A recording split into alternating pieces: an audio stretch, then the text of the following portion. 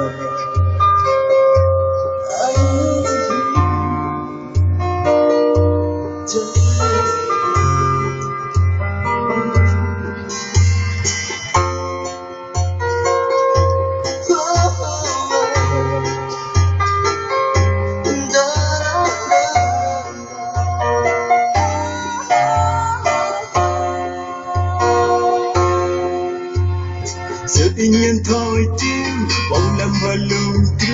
tề kẻ đang từ nam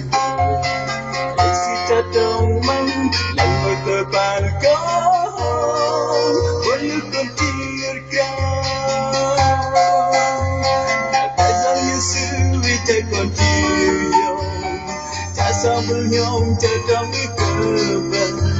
nhà thơ là vây chiều không chờ xứ với tôi